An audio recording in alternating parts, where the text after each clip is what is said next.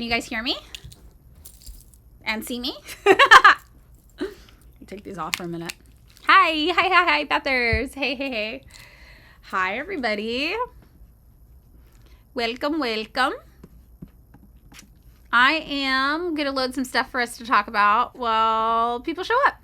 First time chat, Poop Daniel. Hello, Poop Daniel. Yeah, refresh. Thank you for saying that.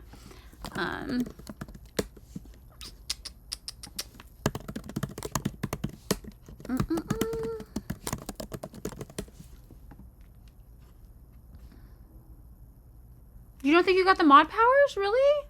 Fuck. Let me look. Hold on. I'm going to do it now while people come in. I'm going to do it on my computer. I thought I did it before, but maybe I'm new to this shit. Thank you.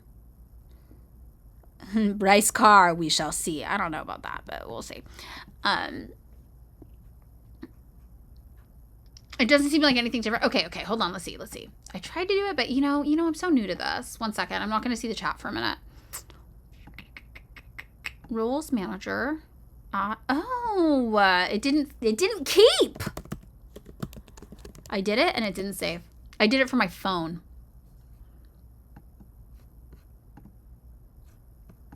Okay, see now. Maybe it's different. I'm gonna add Child of the Reach too. For when they're on. They're not always on though.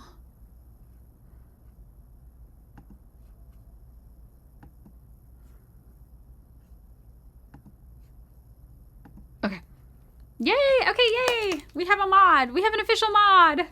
Hummus Guzzler back in. Hey. Hi, everybody. It really is a nice little group we have here. Yes, I hear you, phone. I'm doing Malcolm can say dong anytime. Freak, yes. Yes, we have an official mod. So funny. Okay. I'm looking at Politico because I don't have a paywall there. So we're looking at that. And a lot of it is slop. Can we make our own ML group? Yeah, we can be a virtual ML group. Yes. It is so funny, though, hearing that people try to be like, oh, Madeline changed their politics. And I'm like, yeah, I talk about that all the fucking time. I'm always like, yeah, I'm in some form of Marxist. The type has changed over the years. I was an anarchist before that. But it's because they never change their politics. They get presented with new information and they don't change their mind. So to them, doing that is like a bad thing, I guess. Liberals. It's kooky. I'm like, yes. Yeah, ideally you get exposed to new info and you change your mind. Bryce Carr, my buddy's sending Twitch streamers. No, but I've been on the Deprogram podcast before, so I'm like Twitter mutuals with like Ugopnik and all them. Yeah, we should always be growing and changing, and that's kind of, I think, ties in with the Mao piece that I wanted to share today too. That's really good. Oh no, I changed when I learned more information. Yeah, it's like that's all we're asking these people to do, but I think it's really exposing is that they have like it's like a personality issue with these people. Like, they're stubborn. They have to always be right. So changing your opinion means acknowledging that you were wrong about something in the past, which is ironic because I think I've told you guys this before. This year, the big like platitude that I learned was actually true is that every accusation is a confession, right? Like, people will accuse you of shit that you're like, what? What the fuck are you talking about? And usually it's because they're doing it or they would do it. And I feel like that's the thing. Like, liberals tried to accuse me of never admitting when I was wrong. That was like a big thing. Like, Madeline never admits when they're wrong. And I'm like, no, I do. And what I'm telling you now is correct because I was wrong about it before. Like with North Korea. It's like, you think I didn't have the same fucking bullshit ass opinions about North Korea you did forever ago? Like, of course I did. And then I learned more about it and I was wrong. And now what I'm telling you is correct. So yeah, but it's because they wouldn't do that. They would never change their mind when presented with new information. They would never admit when they've been wrong about something. They just double down on this weird bullshit. So I think that's why. Yes, Trump is a neoliberal, yes. Prussia Panda, first time chat, got your Republican dad to read Everyday Life in the North Korean Revolution. He said he learned a lot he didn't know. Yay! So cool. Love that. Republicans are very often easier to get through. We've talked about this before. We talk about it all the time. It's easier to get through to a Republican very often than Democrats. Because Democrats, liberals, they think that they're super progressive. So they get really defensive when you tell them their ideology is not progressive. Republicans don't have that. Vampire Bat, you keep attracting conservative men on Hinge. How do you give them the message through your profile? That's a good question. I accidentally matched with a Zionist once, and he didn't want to tell me where he was from. And then he finally was like, I'm from Israel. You're going to stop talking to me now, aren't you? And I was like, haha, yes. I'm not sure. You always want to be correct, so you always want new information. Me. That's me as fuck right there. Like, yes. Hi, Mermaidrienne. Mermaidrienne. Yes. Okay, yes. Hi. Hi. Welcome. You should add your Twitch to the link tree. Oh, okay, good. Thank you, Solidarity Monk. I'll do that right now, actually. While we wait for people to arrive. Yeah, we did have a lot more people when I cried yesterday on TikTok. Kevin O'Leary. No, I didn't see that. Yeah, Republicans own their shittiness. So true. So true. Okay, let's see. I'm doing my link tree right now. I'm gonna add Twitch to it. Oh, it just says coming soon. It is here. It's at the bottom. I'm gonna move it to the top. Oh, maybe it's not in there. Maybe it's...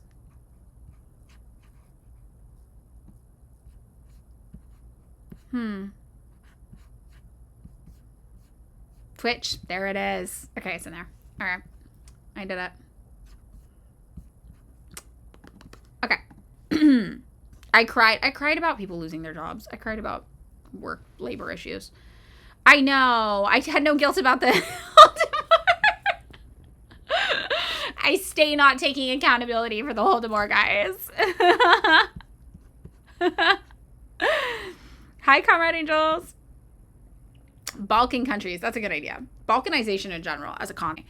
I cried about people losing their jobs. Yeah, I was very emo about it. So it just pisses me off, you know? I don't know, whatever. It's brutal. Okay, so I have some things pulled up. Happening in Venezuela impacts Cuba as well. I'm going to see if I can find some current events news about that we could talk about, too.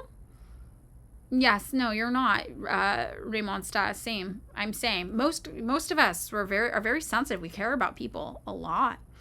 Voldemort was you. Jacob Puppy committed the Voldemort, everybody. Solved it. Yeah, maybe we'll do a little Cuba talk today. We'll try to do this. Okay, let me see. This is February 2025. 3 days ago, Wall Street Journal, Venezuela. That's interesting. Let's see if they have a paywall. They do. Oh. Let's see what else.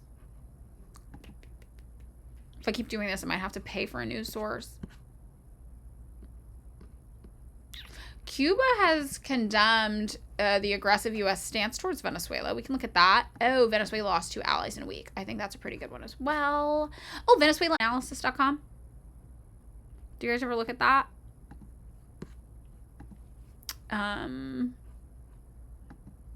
It's pretty good. It's a pretty good one.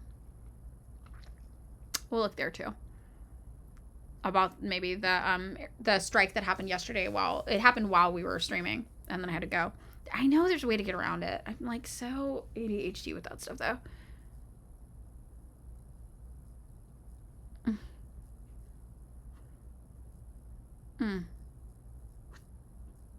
Hydrate. I'm gonna go get the fucking water. Okay, I'm gonna do it. Good left-wing podcast program, guys. I love them. They are awesome. So I totally recommend them. Blowback is, I've been told, very, very good. I've listened to parts of Blowback. Their sources are really good. I've looked at all of their sources, and their sources are great. So I can confidently say the info they're giving you is correct, if those are their sources. Hold on. Getting water to redeem my hydrate. You guys are gonna waterboard me again. Posture check. Okay, we're doing posture check too. 2 water. 1, 2, 3, and then 2 posture checks. Okay. Strong. And then I have a podcast too. My podcast is called Pick Me Up, I'm Scared. I'm going to screen share. One moment. I promise. We're gonna do it all, guys. The conservative website I like for foreign policy is Responsible Statecraft. So they're libertarian, so they have like a pro-capitalist leaning, but they're like anti-imperialist. So the thing I think is unique about their perspective is they talk about the ways in which imperialist strategy actually, they kind of talk about the blowback approach. Like, it's like we do all these things in these other countries and it just pisses them off. It makes them mad at us. Why are we doing this? And obviously they don't see that imperialism is an extension of capitalism, right? Because they're libertarians, but I think it is an interesting perspective because of that. Oh, is it lagging?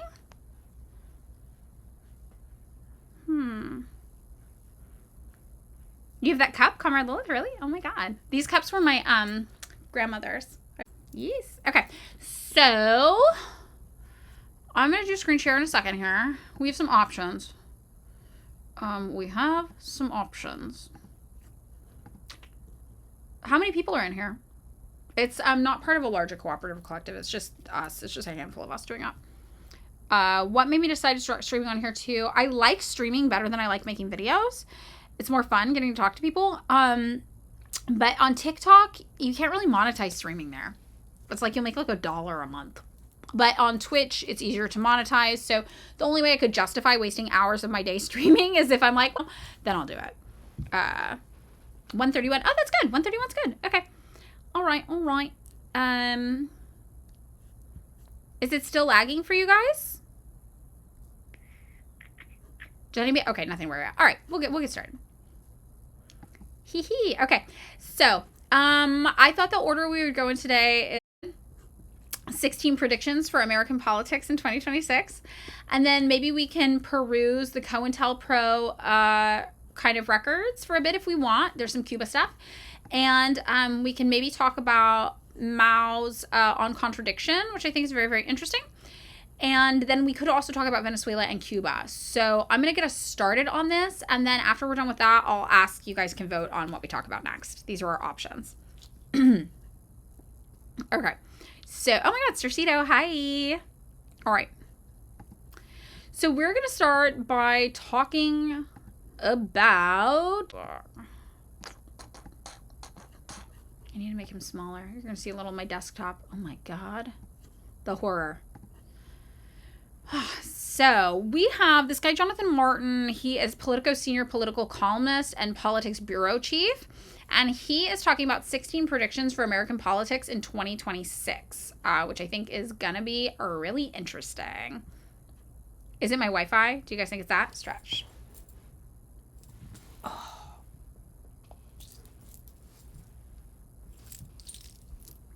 If you guys think it's my Wi-Fi and it's a problem, I can try off of my pass, but my neighborhood has a Wi-Fi monopoly, so I can't change my service provider. It's pretty wild. Okay. So we're going to talk about this. In the spirit of late William Sapphire's long-running office pool, I bring you this column's predictions for 2026. From Senate races to unexpected congressional resignations, this is going to be just like silly goofy. So let's see what his predictions are. Number 1, Washington. What Washington landmark will President Donald Trump name himself after in conjunction with America's 250th birthday? What do you guys think it's going to be? The Dulles Airport People Movers, the Arlington Memorial Bridge, or the National Mall? I could see him liking a mall. He loves shopping. We'll see if Web Revolution is one of them. The only service provider for internet in my neighborhood is Spectrum. So if you want internet, you can only get it from Spectrum. Really wild.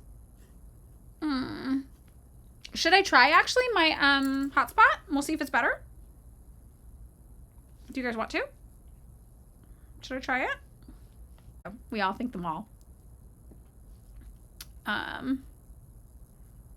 Mall. Okay, hold on. No, it like goes out. It like has brownouts, blackouts all the time. It's really, really bad. Bridge. Oh, okay. Yeah, Spectrum's the worst. Let's see if it's better on my hotspot. Hold, please.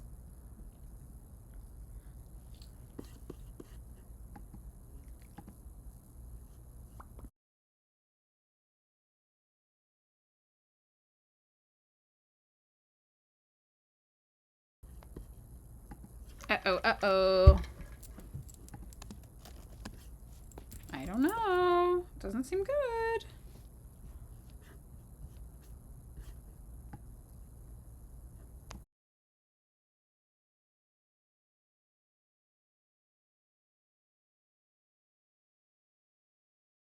Go for it. Sorry. We're back on Wi-Fi. Blame Spectrum. Under capitalism, we all have bad Wi-Fi. Under communism, Wi-Fi would be perfect. So that's all I'm saying. Bell, hi. You're late. You missed the internet not being great. Sorry. We'll get into it anyway. Okay. All right. So we are currently reading these Politico articles, predictions for 2026. One of the predictions is that Donald Trump, we think he's going to name himself after the National Mall. Number 2, should Justice Samuel Alito retire or another vacancy open on the Supreme Court? Who will Trump appoint? Ted Cruz. I don't know who these 3 people are, though. Do you guys know who these people are? Janine Pirro? Let's look them up.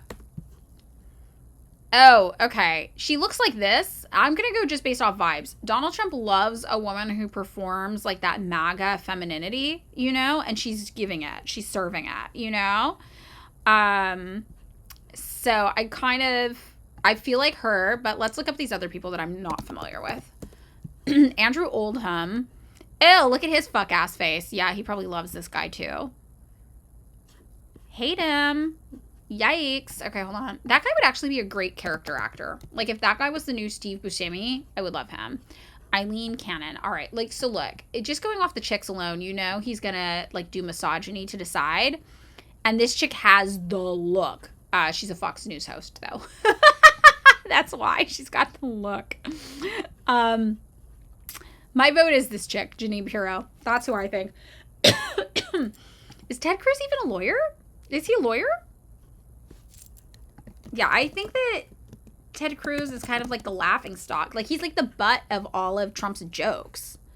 He is an attorney. I didn't know he was an attorney. Wow. I'm sorry, wait. This guy looks like the average 40-year-old in Utah?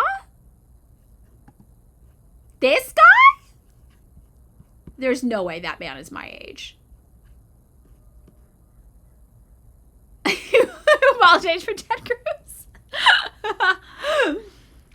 I'm too British. I'm sorry, just a diversion. Oh, okay. This just trips me out because I'm like, what do you fucking mean this man and I are the same age? What?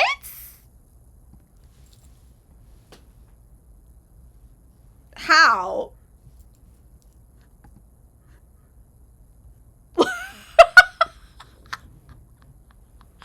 I'm screaming. Oh, yay! Oh my god, Ghost in the Cell! Yay! Aw, so nice. Gifted subs. Thank you. Wow. You guys, thanks. Thanks for doing that for everybody. Yeah, no, I'm 39. Whee! No skincare routine. I sleep in my makeup and I only drink iced coffee unless everybody on Twitch tries to waterboard me. Yeah, being a Republican does this to you. It's so true. Wow. That's so funny. Okay, so no, not him. I think the makeup chick. I think it's always makeup chick with the Trump appointment. I think he's always going to go makeup chick if makeup chick's an option. All right. No. Oh, should we see this guy's answer? Let's see if he agrees with us. Okay, so on the... Okay, so whoever said bridge, the political analyst agrees with you on what Donald Trump's going to name him stuff after. More gifted subs. Oh my God, you guys, this is so nice. Love. Wow. So cool. Happy, happy, happy. Everybody claim them. Claim them, claim them. Yay. Hydrating. Waterboarding me. 1, 2. Oh no, 3, 4. I missed a bunch. 5, 6, 7, 8, 9, 10, 10. Okay. 3, 4, 5. I can't believe you guys just drink water. It's so gross. It has no flavor. Oh, 6, 7, 8, 9, 10. Look at that. I drank water. I drink water. You drink hot water? Really? It's kind of crazy. I like that. I'm kind of into that. I'll die. My best friend gives me these little flavor packets sometimes to try to get me to drink water. She's so funny. I feel like going to my best friend's house, because, you know, we live on the same property, the one you met yesterday. I feel like when I go to her house, it's how normal people feel when they go to their parents' house. Like, her house is, like, decorated like an adult's house. And, like, she's, like, my age, you know? And then she, like, brings me little, like, treats. Like, I just lay on the couch and complain about my life. And she brings me, like, flavored waters and, like, special treats she got me. And I'm like, oh, this must be how, like, normal people feel going to their families. She's great. You add the flavor packets? Yeah. First time chat, Kiki. Posture track. Okay.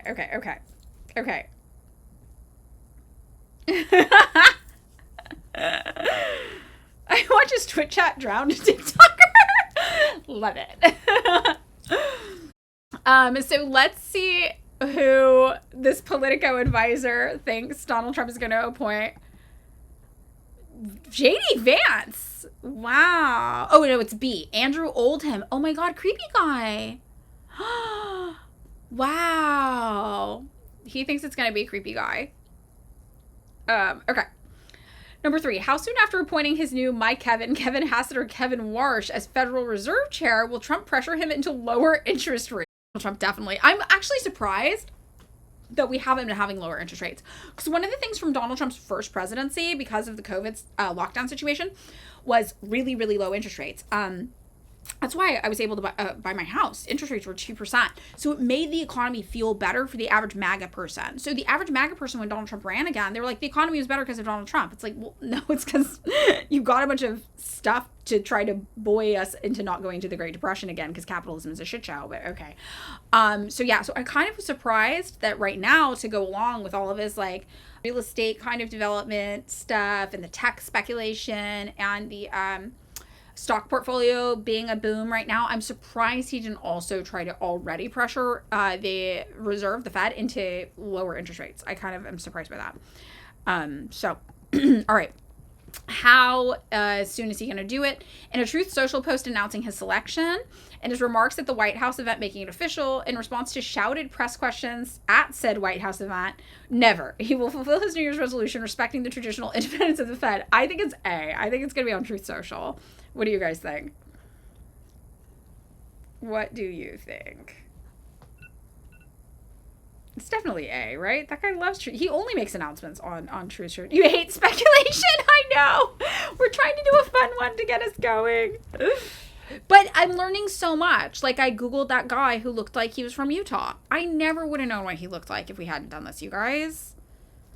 Okay. Ooh, boudoir photos for your wedding. Oh my God, congrats. So exciting. Creepy guy looks like William Colby. Oh. Who is this? Oh, yeah, CIA guy. DCI guy. 70s. Oh, but he was from OSS. He's old school. Yeah, this guy's old school. Hype chest. What? Mm. Wow. Yeah. Oh, I know William Colby. Yes. Wait, I do know this guy. I know who this guy is. I've talked about him before in episodes of the podcast. Yes. This OSS guy and CIA, post-war Europe. Yes. Totally. Okay. Evil. All right. They're evil. Okay. We think Truth Social. A and B. Okay. That's what this guy thinks. We'll do 2 more and then we'll bounce from this. Okay. 2 more and then we're going to bounce. Okay. Now these ordered strikes on targets in India, Yemen, and over the Caribbean. What country will Trump attack next? Oh, this is a little old. Venezuela, right? We already know that. It's Venezuela. Ew, your ex-mother-in-law. Posture check. Okay, I'm doing it. What did your ex-mother-in-law say? Do you want us to be mean to her? Do you want us to cyberbully your ex-mother-in-law? We will. Oh.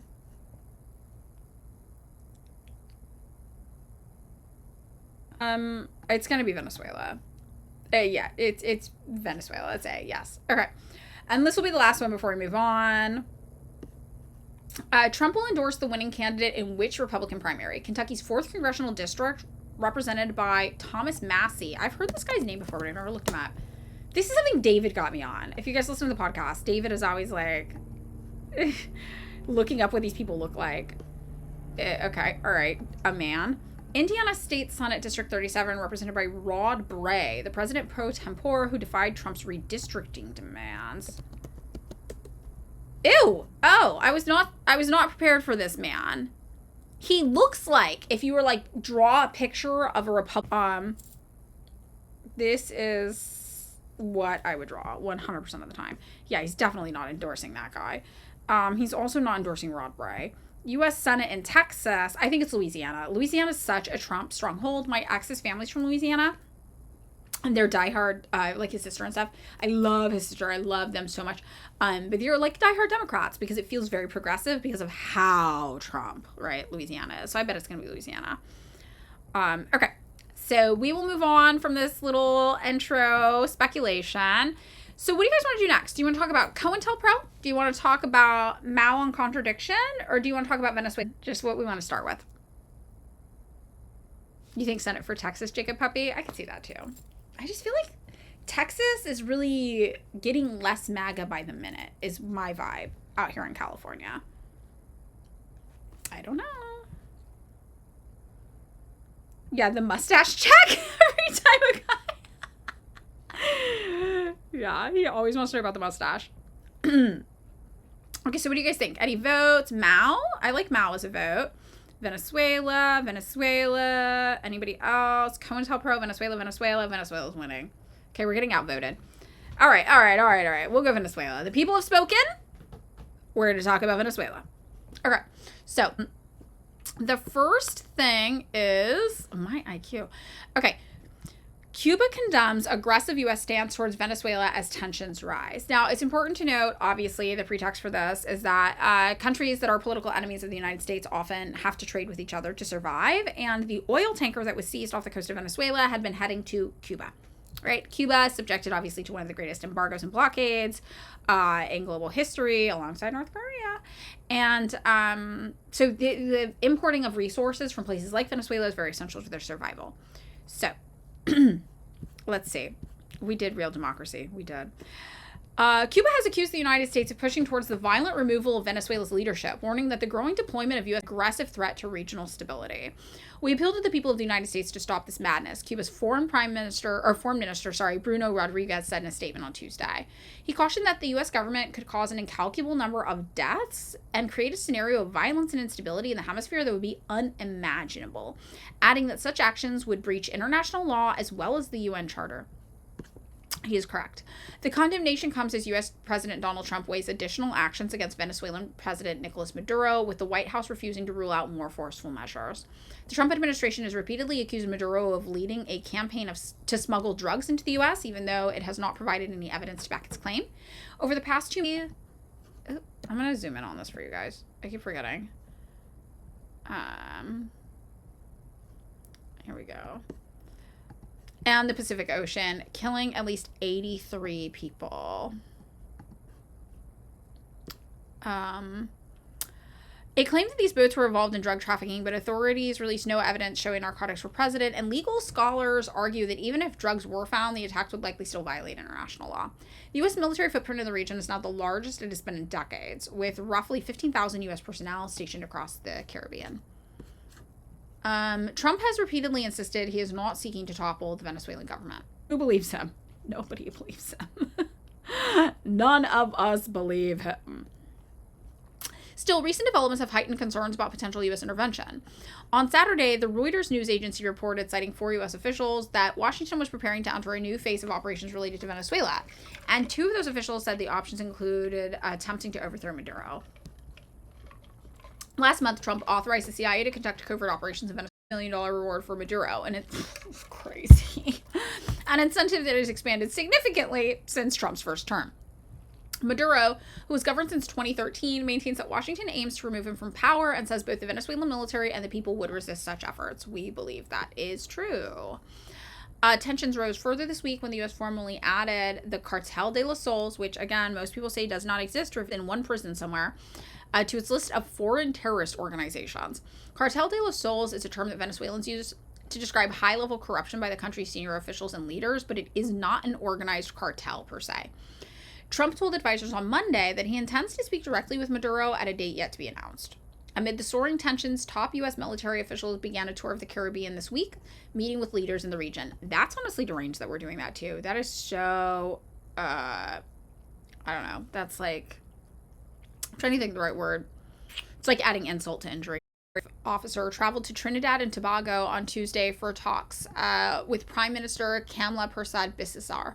According to a summary released by Kane's office, the 2 reaffirmed bilateral ties and exchanged views on challenges affecting the Caribbean region, including the destabilization effects of illicit narcotics and transnational criminal organization activities. Okay, so Trinidad and Tobago is basically just a vassal kind of state of the U.S. puppet state. Kane, the chairman of the Joint Chiefs of Staff, also pressured Persad-Bissessar of Washington's commitment to address shared threats and the Pentagon side. He began his tour of the Caribbean on Monday with a stop in Puerto Rico, where he met U.S. troops. Defense Secretary Pete Hegseth is scheduled to continue the diplomatic push on Wednesday in Santo Domingo, where he will meet Dominican Republic President Luis Abinader and Defense Minister Carlos Antonio Fernandez Onofre. The Pentagon said the visit is intended to strengthen defense relationships and reaffirm America's commitment to defend have responded cautiously to U.S. strikes on alleged drug smuggling boats, calling for restraint and dialogue. Persad-Bissessar, however, has openly supported the attacks. In early September, she said she had no sympathy for drug traffickers, declaring that the U.S. military should kill them all violently. Her comments prompted criticism from regional figures and some domestic opposition politicians. Amory Brown, Trinidad's former foreign minister, told the local newspaper Newsday that the prime minister's position is reckless and has distanced Trinidad and Tobago from CARICOM, the regional trade bloc. So that's what's going on. Persad-Bissessar, we got to see what she looks like. Okay, yeah, she looks like your asshole aunt or something like that, who's gonna talk some mean shit to you at like family dinner, right? So she's like, yes, kill everyone in Venezuela. Ha ha ha, we love the United States. These people are fucking demonic. Hate her, so we hate her. Now, what does this mean for Cuba? Well, this CNN article is probably going to talk about it. Let's see what the libs are saying from December 1st. So this is from the beginning of the month. So this is before the attack, what was going on. Let's see if it talks about Cuba. Yes. All right. So what CNN says about Cuba and Venezuela is that Venezuela is gaining friends or allies in the region, and most of them are not useful. They're also places that have been brutalized by American imperialism. Cuba has been a loyal ally of Venezuela since Chavez's days and remains a loyal ally to this day. Foreign Minister Bruno Rodriguez told CNN in late September that Cuba fully and completely supports the government of Venezuela. But when asked whether Cuba would respond to a U.S. attack on the country, the foreign minister avoided answering directly. It's a hypothetical scenario. When you inform me that a U.S. military, So that's what he said at the beginning of the month. So it'll be curious to see what they say now. My guess is that Cuba can't afford to do that. Like, Cuba does not have a lot of resources. They're struggling to keep themselves afloat. I can't imagine that they would have the resource capacity to get involved in foreign conflict in Venezuela right now.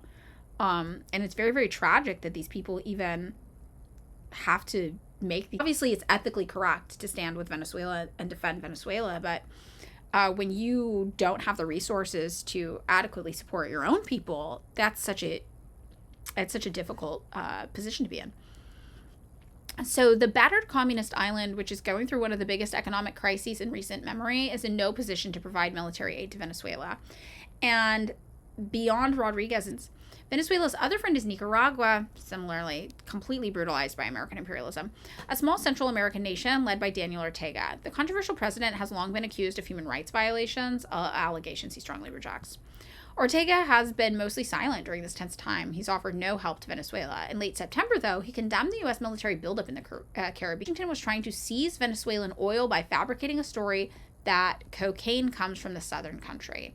Although Maduro is increasingly isolated in Latin America and his old friends are preoccupied with their own problems, caused by who? The United States. The effects of a potential conflict are very difficult to predict in a region that has long had a love-hate relationship with the United States. Oh, you're back, Sarcito. Hi.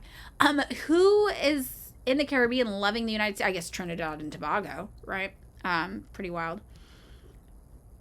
Someone heading to Cuba on a mission trip soon, anything you should tell them before they go, other than that mission trips are generally unethical. Cuba is very impoverished. They should prepare for that. And also they should bring medicines and things like that if they can. There are local socialist orgs in Cuba you can connect them with that will say exactly what they need from the United States that they can bring. And they should definitely do that. They should bring things. Because Americans can travel there with stuff more easily, basically. And it's not illegal or anything for them to do it that way. So that was what was going on with Cuba and Venezuela at the beginning of the month. It is interesting to see what China and Russia are going to do. We know Russia has a track record of defending. China plays ball a little bit more because of their position in the UN. They have to. So they don't collaborate necessarily, but they are trying to avoid World War III, right? I think Russia is already terrified for itself on the global stage. Okay, so what we're looking at now from Venezuela Analysis, which is a good resource about Venezuela, I do recommend this one, is a news story from yesterday about the attack. So CIA claimed to have launched a strike on a remote dock on a Venezuelan coast. And this happened while we were on stream, if you guys remember. The United States CIA has reportedly bombed a target inside of... to CNN, citing sources familiar with the matter. The CIA carried out a drone strike against a remote dock on the Venezuelan. U.S. officials allegedly believed the facility was being used for drug storage and shipping. It's obviously not real. There was reportedly no one present on site during the attack, which is only specified to have taken place earlier this month. A New York Times report, likewise relying on anonymous sources, presented similar claims and added that the strike took place last Wednesday. Oh, I thought it happened while we were live streaming. I wonder if this is a different one or if we just found out about it yesterday. U.S. President Donald Trump first alluded to a purported strike inside Venezuelan territory during an interview on Friday, a big facility where ships come from 2 days earlier. So it was that one. We just found out about it, I guess. Trump elaborated on a Monday press conference, adding that the site was along the Venezuelan shore and that there was a big explosion in the dock area where they load up the boats up with drugs. U.S. agencies have not confirmed the attack, with the CIA, the White House, and the Pentagon refusing comment. Analysts relying on open source data tracked no signs of an explosion on the Venezuelan coast in recent days. Oh. For its part, Venezuelan authorities have not released any statements on the matter. See, this is more interesting by CNN and things like that. Also, Cercito, anonymous sources. Yep. Very interesting. If confirmed, the land strikes would mark a significant escalation in the U.S. military campaign against Venezuela. Since August, the Trump administration has amassed the largest buildup in decades in the Caribbean and launched dozens of strikes against small boats accused of narcotics trafficking, killing over 100 civilians. That is so wild. Trump has repeatedly vowed to bomb purported drug targets inside Venezuelan territory while escalating regime change threats against the Nicolas Maduro government. The White House allegedly approved lethal CIA operations in the country in October. Despite recurrent narco-terrorism accusations against Maduro and other high-ranking Venezuelan officials, Washington has not provided court-tested evidence to back the claim. Specialized agencies have consistently shown Venezuela to play a marginal role in global drug trafficking. Even the UN doesn't agree with this shit. And that's, the UN hates communism. It's always looking for a reason to dunk on communism. So then we see in recent weeks, Trump turned the discourse towards Venezuelan oil, claiming that the Caribbean nation had stolen oil rights from U.S. corporations during nationalization processes in the 2000s and 1970s. Shit we do, basically. It's not as bad, obviously, but it's similar to how France tried to make Haiti repay them for freeing themselves of slavery. So wild. It's like, no, you're not owed anything because this country kicked off the shackles of its, unethical, indentured relationship to the United States economy. That's absolutely wild. The U.S. president ordered a naval blockade against Venezuelan oil exports, with U.S. forces seizing 2 oil tankers carrying a Venezuelan crude in international waters earlier this month. A third vessel reportedly refused to be boarded and headed sick. According to Reuters, U.S. forces have been ordered to enforce a quarantine of Venezuelan oil in the next 2 months in order to exacerbate the South American country's economic struggles. So that would mean that they can't export oil as well, which is their main export. That's like their source of money while they're in the middle of economic crisis. A group of UN experts issued a statement on December 24th condemning the U.S.'s maritime blockade as violating fundamental rules of international law, which is fascinating. But also it's like, what's the UN going to do about it, right? Is everybody going to go to war with Donald Trump? Like, I don't see that happening, right?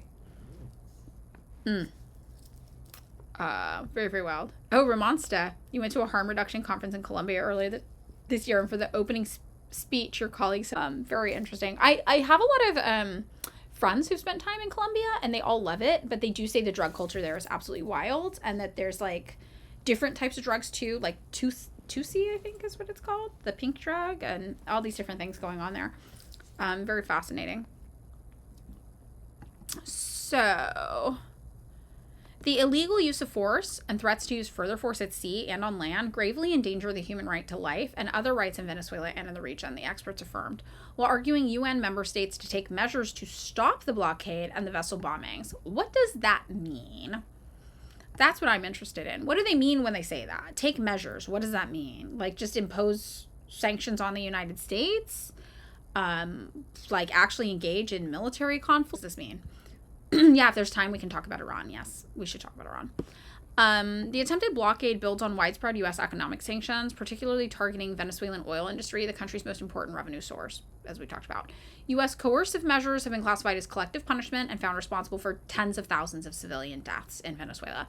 And so what we mean when we talk about how economic sanctions, embargoes, all this stuff, it's not, and that's why the language we use is so important. That's why it's important to be aware of who we call a dictator and when. Some people on TikTok might benefit from learning. But this stuff kills people. For its part, the Maduro government has condemned U.S. acts of piracy. We are pirates. That is, we are doing piracy, yes. And capturing oil tankers, and blasted the Trump administration's actions as blatant attempts to seize Venezuela's natural resources. Chairman Fork just woke up. I have to take her out. Hi, come on, let's go. Fork break. Come on.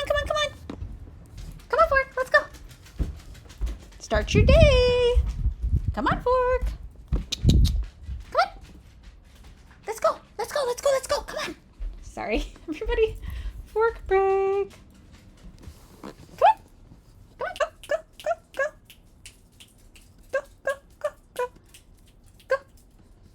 Go, buddy. Go. Come on. Get it together. No. She doesn't like to go out when it's cold. She's running from me. Hold on. I gotta deal with this.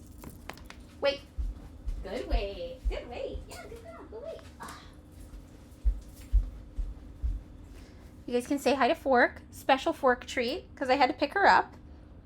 Yes. She doesn't even know she's the chairman. Yeah. How are we doing? She's so cute. I was wagging. She's happy. Yeah, are you happy, girl? Yeah? Okay. I'm gonna put her out. Hold on. Go, buddy. Good girl. I just shove her out the dog door. I'm like, okay, you go now.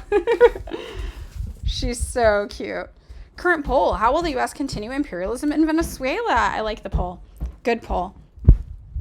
Into full on warfare. I mean, I imagine yes. What do you guys think? Ground invasion, color revolution, military blockade. I think ground invasion. That's what I'm voting. I like the poll. Thanks for the poll. Yeah. Good girl, Fork. She just came back in. Okay. Yeah, so everything in Venezuela continues to be bad and difficult. Everybody vote in the poll. Yes, I like the poll. All right. We were Googling these men. So let's see what the Venezuelan crisis means for Cuba. Let's see if we find anything interesting here. Oh, that was the Wall Street Journal one? I can't open. Okay, we'll see about those. Cubans Watch. We'll see if any of these. Oh, we can do People's World. You guys know sometimes. You know, it's not the ideal, but whatever. We read Libertarian Rags. We can read People's World. Okay. Oh, we don't need this one. This one's too old. That's not right. All right. So this is from December 19th. You're testing mod features. Cool. Thank you. The U.S. blockade of Venezuela is also an attack on Cuba. Hitting two birds with one stone, the U.S. government top-level disturber of peace and now brandishing a Caribbean armada is striking out against Venezuela and Cuba too indirectly. The U.S. military on December 10th seized a large oil tanker in the Caribbean bound for China. Then on December 16th, President Donald Trump declared he was imposing a total blockade on all oil leaving Venezuela. The ship had stolen last week had offloaded 50,000 barrels of oil to a smaller ship for delivery to Cuba just before U.S. helicopters landed soldiers on its deck. Cuba depends on oil supplied by Venezuela. Did you guys hear that? That's Fork shaking. She just came in the room and shook. So funny.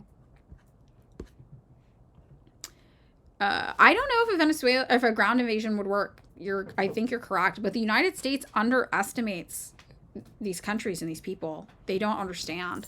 They think about conflict in terms of what the American people would do, not in terms of what people fighting for their lives would do, right? So we consistently underestimate guerrilla warfare. And you know, are you going for go? Have fun with your photo shoots. I love. It's exciting. Bryce Carr, correct. U.S. military backs 74% of dictatorships. So it's not about authoritarianism. Exactly. Bye, Virgo. Everybody say goodbye to Virgo. Oh, you read the book. Oh, my God. Zip Around the Moon. Thank you so much. I'm so glad you liked the book. Welcome. We're talking about current news and events if you want to stick around, but no pressure. Yeah, we're doing a little chill news, horrors. The horrors of the news. That's what we're talking about. Oh, yeah, have a good New Year's, Virgo. Oh, my gosh, we won't see you until the new year hits. So, yeah, doggy shake. She's right here next to me. Oh, thank you, Paige. Page me later. Can you zoom in a little, Sex? Yes, I can. Is that better? Or should it be a little more? Is that good for you all? Horrible week. I know. Horrible year. I hate this year. So, yeah, the general take here is that this is a two birds with one stone thing, just lashing out against socialism. These small socialist countries just trying to do their best to survive. Cuba depends on oil supplied by Venezuela. High U.S. officials want to cut off Cuba's access and thereby deliver a decisive blow against its government. Presently, 6 other tankers sanctioned by the U.S. government and carrying Venezuelan oil are at high risk of being seized. This was earlier this week. Cuba's Foreign Relations Ministry issued a statement calling it piracy, which we saw. And they also said it was a policy of maximum pressure. And so what People's World is saying is that this invites a look at ominous developments unfolding in Cuba as the maritime drama plays out. Yeah, why is no one prosecuting the United States for imperialism? Why is nobody even protesting it? It's sorry. The Hands Off Venezuela action I went to last had hardly any people there. So we need to try to get these people caring about this, rallying around this. Exactly, Jacob Puppy. Hold on, I have to cough.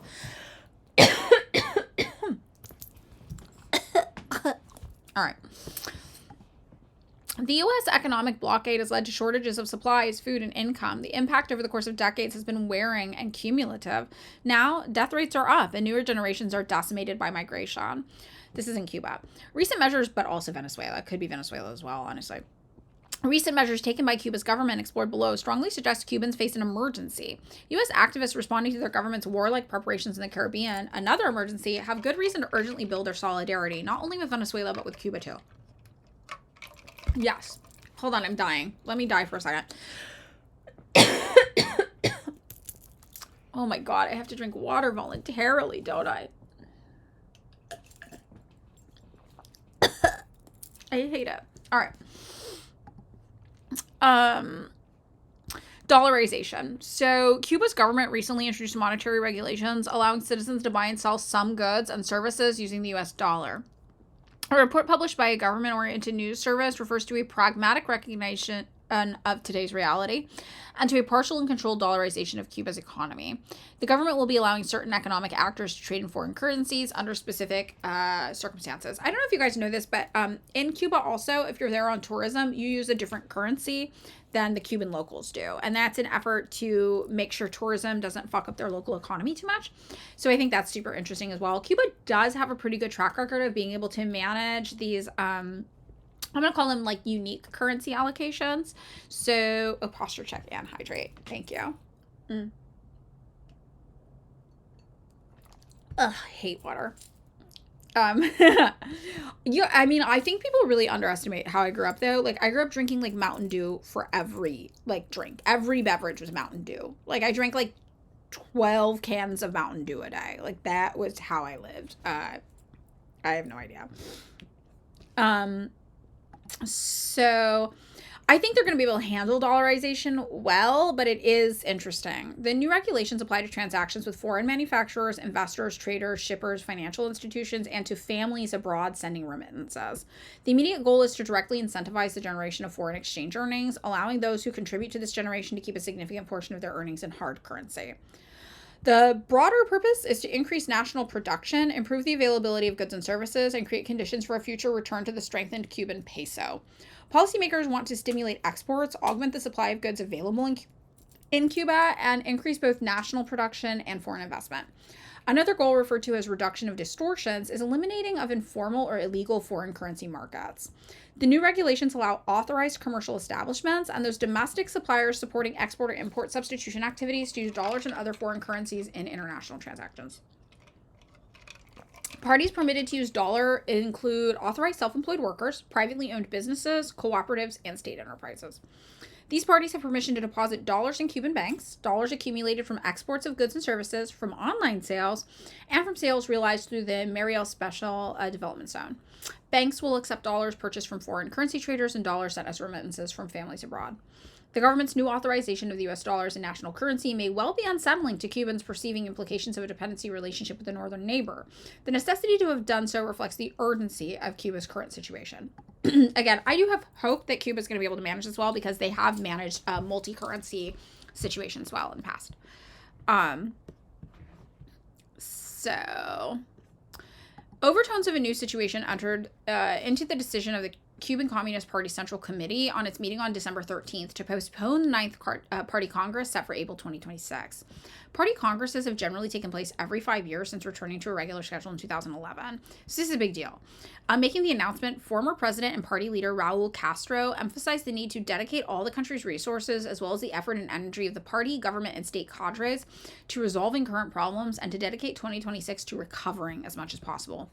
Likewise, the National Assembly of People's Power, which was due to hold a full session this month, met only for a single day, December 18th, by video conference. In 2024, Assembly delegates met in person for 2 sessions for a total of 24 days. A spokesperson explaining the shift stated that it is known by all that the electricity situation and the current state of the economy and also difficulties with the multivirus pandemic and the health situation create a complex situation for carrying out the assembly. There's the problem, too, of the rational use of resources. The 11th plenum of Communist Party Central Committee, taking place on December 13th, was also a one-day session. Video conferencing provided access for members living outside of Havana.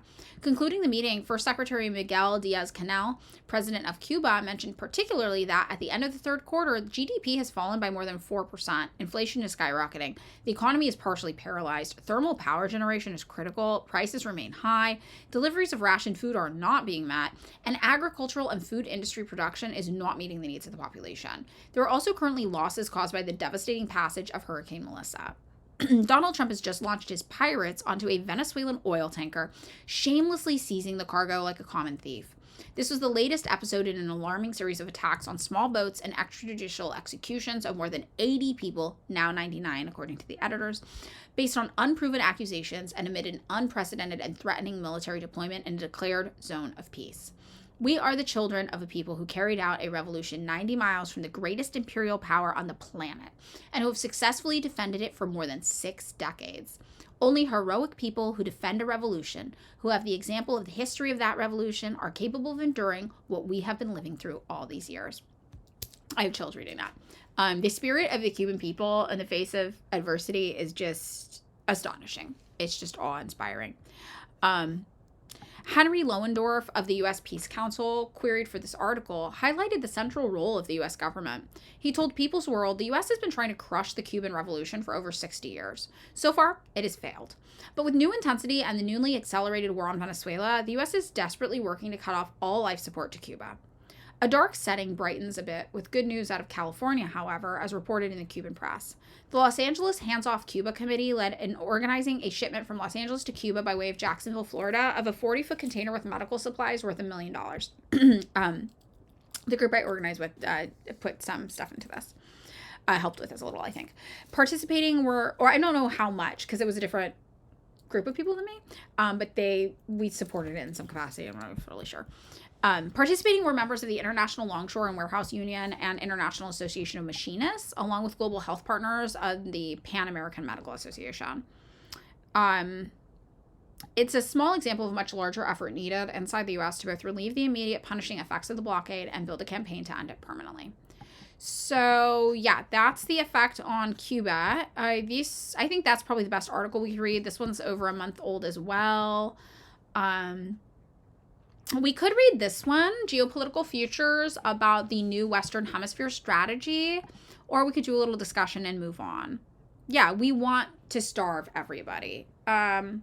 This is so true, Comrade Angels.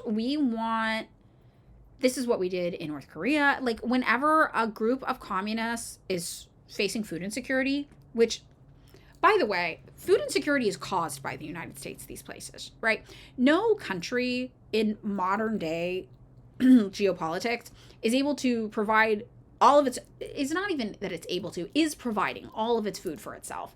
The United States is importing massive amounts of food from other countries. Can you imagine if those countries cut us off of food access? The nature of agriculture being what it is, like, you're not going to have seasonal availability to everything all the time. That's why we import food, right? So you have access to things even when they're off season where you live. So this idea that places under communist leadership are blockaded and they're cut off from that privilege that the rest of the world is able to enjoy because of geopolitical issues, and then are mocked for experiencing food insecurity after we've cut them off from that through trade deals and sanctions and embargoes, is just beyond cruel. So when people talk about famines happening in communist places, they seldom talk about the fact that these countries have been cut off from global trade in a significant way, or their global trade capacity is severely limited by U.S. regulatory efforts. So this kind of stuff is just so cruel, the way we position food insecurity in these places. So yeah, no trolls here today. We're trollless. Maybe a good one will come. Yeah. So this is why sanctions are absolutely a form of violence, exactly. And then we have the audacity here in the United States and in Western countries to make jokes about famine hitting communist places. It's just atrocious. Yeah. Yes, the Cuban people in the DPRK, they're comrades in struggle because they're the most sanctioned countries in the world. That is very true. Yes. Oh, this is a video. I don't really want to watch a video. Do you guys want to watch a video? It's probably super long. I don't know who this guy is. Making this video. Geopolitical Futures. Who is this? George Friedman. Non-ideological. I wonder who this guy is, though. I want to learn about him. Hungarian-American political scientist and former CEO of Stratfor. Wow, interesting. Huh. Do you guys want to watch this video or no? I don't know if we need to. You can pretend to be Ancom as a laugh. Yeah, it is. It's anti-communist, but also oil. We want oil. We want their oil. Venezuela has been providing the United States with oil going back to the early 1900s, and we have had our hands involved in backing dictators in Venezuela constantly. So with Cuba, it's anti-communism, right? But more than that, the reason why we're anti-communist is because when communists are in charge of a place, they're closed for American business. We can't steal their resources. We can't get involved in their industry. When we look at what we're doing in Ukraine today, that's because we wanted to open up Ukraine to Western business because they were having trade deals that were too advantageous to Russia and not advantageous enough for us. So the reason for the anti-communism is the lack of access to exploitable resources and financial gain for our private corporations. So it is just anti-communism, yes, but that manifests as us being angry about oil rights, oil access, Cuba's revolution that took a large amount of wealth out of the hands of American plantation owners that were operating down there. So it's, the anti-communism thing is tied with industry and natural resources. This guy wrote a book predicting the fall of China in 2020. Okay, I don't think we need to watch this video. Oh, wow. Stratfor. I don't think we should watch it. Okay, so what do you guys think? Should we move on? Should we talk a little bit about Mao and contradiction? Should we talk about FBI COINTELPRO? Should we keep on what's going on in Venezuela or Cuba? I feel like it's kind of a hurry up and wait situation right now. The only thing we could talk about is the history of Venezuela and Cuba a little bit, but I feel like we talk about that kind of a lot. What do you guys think? He thought it was a 50-50 chance? Yeah, totally he did.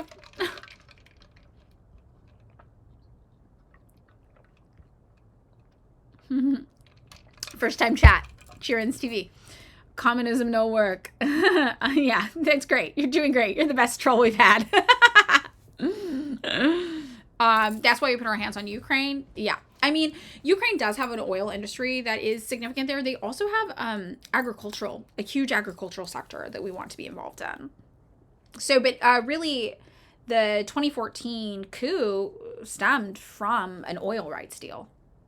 Yanukovych was kind of tasked with this oil deal, trying to see if he wanted to do it with Russia or with, like the EU, and make it kind of opening up Ukraine to the Western world a little bit more. And the coup attempt happened because people were unhappy with his decision to pursue that deal with Russia. I would love to move to China. Mao. Okay, let's talk about Mao. It's because you all saw Mao's face. Look at him. Look at him. You hardly remember he got a little kooky at the end. He got a little kooky. We don't talk about that part, though. Who doesn't get kooky in old age? Like, you never got old and then hired a bunch of teenagers to go beat a teacher to death here or there. We've all done that. So I don't want to hear anybody judge Comrade Mao for that. I do love Mao, though. I do love Mao, and I have the same position on the beating teachers to death thing as the CCP does, which is that we could have probably done without, but there was a real issue going on in China with advancing liberalism. So, sure, I agree with that. All right. Yeah, when you're in a cutie competition, but you see Mao pull up. Exactly. So, on contradiction is really long, so we're not going to talk about all of it, but I thought we could do like a reading from a section of it. And the reason why I think it's relevant is based on internet discourse, TikTok leftist discourse that I think is useful for us all to kind of be on the same page about. So one of the main arguments against Marxist-Leninism is this idea that there's no room for dissent. right? That all of your political enemies end up in a gulag, right? Or something like that. And this obviously communicates a lack of understanding of Marxist-Leninism, right? Marxist-Leninism is based on dialectics. Dialectics is about contradiction. It's based on the idea that you understand life to be a series of contradictions, and in analyzing those contradictions, you understand the truth, right? So, yeah, everyone makes mistakes, Mother Dyer. Exactly. So, obviously, central then to a Marxist-Leninist position is facilitating an understanding of contradiction. And Mao himself, famously, I always say Mao was like, get in a room and scream at each other about it, and that's kind of the basis for a lot of Marxist-Leninist democracy. And that's why in the Western world and capitalism, we really don't understand Marxist-Leninist democracy. And before I was Marxist-Leninist, I didn't understand Marxist-Leninist democracy. And the thing that really got me to come around a little bit was understanding that Marxist-Leninist democracy is closer to a consensus model of electoralism than I've ever seen practically applied anywhere. So, usually what it means is that you have like a little committee for your region, and it revolves around a public space that's usually, depending on what point in your revolution you are in, provided by your state for you. It's like a local meeting area, community center, and you all get together and you just talk about who you want to represent you at a government level, and whoever you elect, they go on to be part of kind of the governing body for your small area. And it's usually people it's like your neighbors and stuff. That's how small it is. And then those people choose a delegate to represent them one stage higher, and those people choose a delegate to represent them one stage higher, and that goes all the way up to the top. So everybody is obviously elected, and they use a delegate model. But the idea that the way the democracy works is you get in a room and you literally argue with your neighbors about who you think is best suited to represent you. It's almost novel in how direct that form of democracy is. And we can't really imagine that like here in the West, right? So I think that that's kind of the tradition that Mao was talking about when he was talking about, like, sometimes you just get in a room and you just got to argue with people about things. So the thing I think is really interesting about On Contradiction is that it has three main segments. One segment is particularly about like the philosophical element of Marxism, right? Like dialectic materialism and historical outlook. There's also, that's part of the universality of contradiction, the particularity of contradiction. I'm looking to make sure this is the right link, because there's one that has, this one might be all that section. Okay, so this is all that kind of section. But there's another area where he talks about, let's look at this other one. Mao contradictions among the people, on the correct handling of contradictions among the people. This is the one. So he also talks about contradiction outside of a Marxist-Leninist like philosophical standpoint. It talks about your practical application of contradiction. How do you handle disagreements amongst the people? Right? So he's talking about this in 1957 in China, obviously. And he's talking about how when it comes to just everyday people, the way contradiction manifests can go kind of twofold. He breaks it down into two. He's like, look, there's two types of contradictions. Some are people just having different ideas about how you get things done. And some are counter-revolutionary forces trying to destroy your revolution. And how do we deal with each of those things?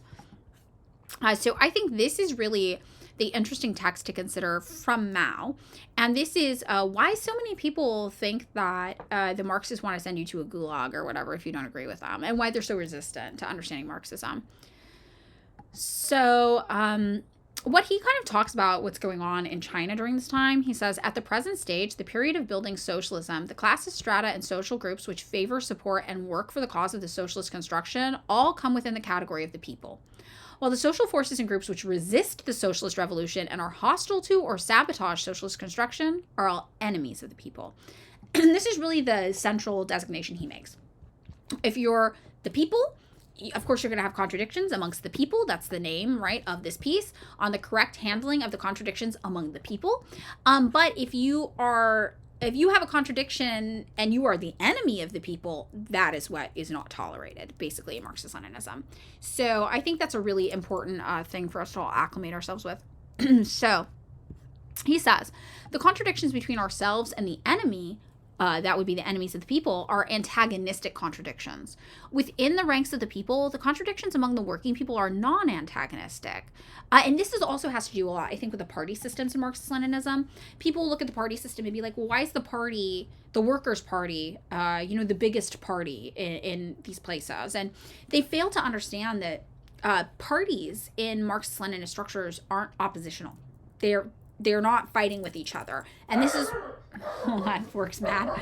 And this is what Mao's saying when he says the contradictions among the working people are non-antagonistic. Let's see what Fork's upset about. Hold on. Oh, shoot, it's USPS. Hold on. Wait here, talk amongst yourselves. It's going to be a minute.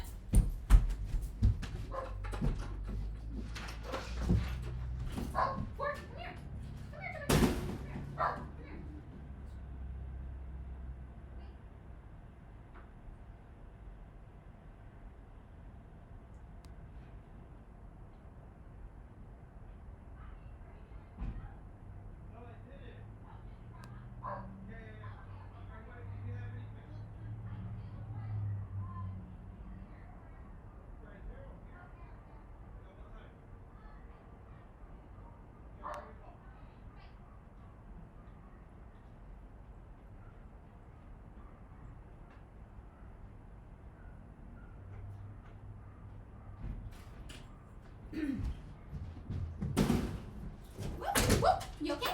Yeah. Okay, sorry. I don't know if you guys know this, but my office for my job is across the street from my house. So the mailman who handles all of our work stuff sometimes comes to my house when he has to talk to me, and I'm not at the office yet. So we're on the same, we can talk. So I just had to run out and talk to him about it. Sorry. Fork's being a Taiwanese Uyghur again, yes. Sorry. So yeah, just talking to the mailman. He's really nice. All right. So back on this thing about Mao, sorry. So he talks about how the contradictions among the working people are non-antagonistic, and I was just talking about how that's a representation of the party system. So the idea, first of all, that your political parties under Marxist-Leninism are not oppositional. You're not viewed as antagonistic. You're not fighting each other. You're viewed as having contradictions maybe amongst yourselves based on your priorities and your needs, and they are non-antagonistic. So this would be, for example, the contradictions between, let's say you're in a party that represents a specific industry, like garment workers industry, because I do garment work, so that's what I think of. And let's say you have somebody in a different party and they represent farmers, and you guys have a contradiction in what you need. Say the garment workers are like, we need more flax for fabric to be built or to be grown. And the farmers are like, we can't do that. The crops, we need like a fallow something, blah, blah, blah. And we're not able to grow that. Or this is a contradiction, right? But it's not antagonistic because you both are working together to make sure society functions. So that, I think, is a really unique part of how the party system works under Marxist-Leninism, and something that Mao's talking about that we can illustrate for non-antagonistic contradictions among the working people. Reactionary fork barking at mailman. I know. So, that's what's up there. And he talks about this a lot. And he says, those between the exploited and the exploiting classes have a non-antagonistic as well as an antagonistic aspect. There have always been contradictions among the people, but they are different in content in each period of the revolution and in the period of building socialism. In the conditions prevailing in China today, the contradictions among the people comprise the contradictions within the working class, the contradictions within the peasantry, the contradictions within the intelligentsia, the contradictions between the working class and the peasantry, the contradictions between the workers and peasants on one hand and the intellectuals on the other, the contradictions between the working class and other sections of the working people on the one hand and the national bourgeoisie on the other, the contradictions within the national bourgeoisie, and so on. So he goes on to say, our people's government is one that genuinely represents the people's interests. It is a government that serves the people.